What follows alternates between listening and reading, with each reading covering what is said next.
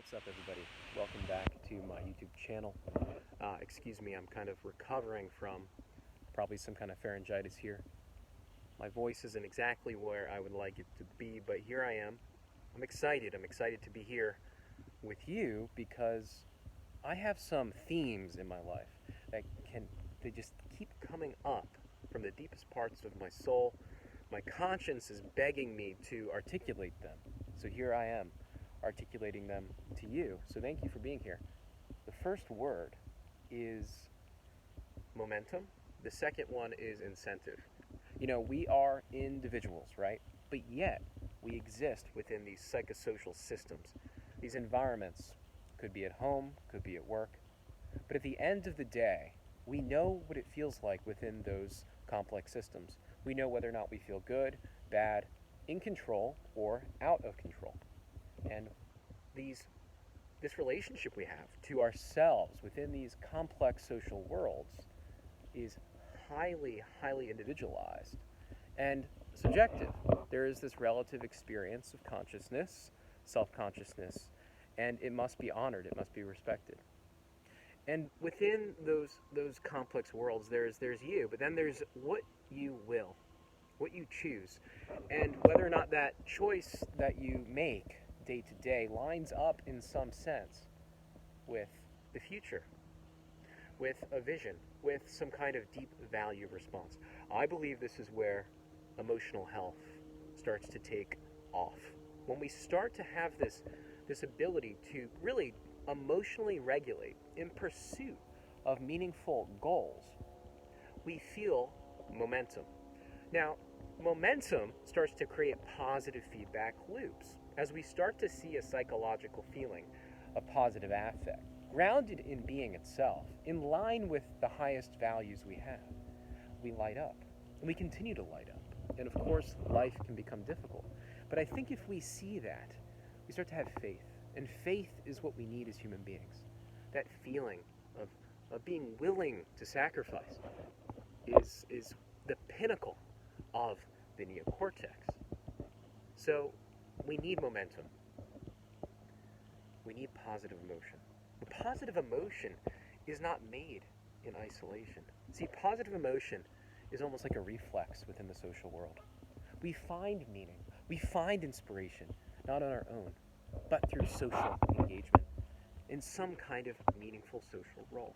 And so my vision is telling me that the neuroscience, the affective neuroscience, is revealing to me how to properly self-regulate is not on our own, but through the secure attachment of others. And as they mirror back to us the implicit and the explicit meaning, we engage in this reciprocal process of a life well lived. And what a beautiful idea that is. We need to build momentum so that when the times come that are difficult, we are willing to double down. But we need faith. We need motivation. And this has always been a pattern in my life. Why does my motivation ebb and flow? See, I'm self-referential, but I am interested. Why is the self the way that it is? And so I explore the self. I've read the psychoanalysts and I've read the psychologists. You know, what is this self? What I've learned is quite profound. The self is a process. It's not so coherent. It does have some coherence, but it is dynamic. It responds. But the one piece of the equation that makes the self truly come alive is our will. Our will, yes. The choices we make. Our ability to respond to emotion defines who we become. And I want to respond like the man I know I should be. And I know you do too. There's an implicit ethic built into us. We want to be good, but in all these different ways, yes. So we must investigate what motivates us. Truly, what do you want? And on the other hand, what do you not want? What do you know deep in your heart to be good and sacred? And what do you know in your heart to be evil? repulsive, repugnant. What is godly? And what is of the devil? Have you ever taken the time to truly assess this within your heart? What's beautiful is as you do this and you bring it to relationship, the soul is nourished and it is healed. And this is all I want to do as a psychiatric provider. For those of you who want to know, I have officially enrolled in a psychiatric nurse practitioner program. Over the next 2 years, I will be hopefully moving towards licensure, and my long-term goal remains the same.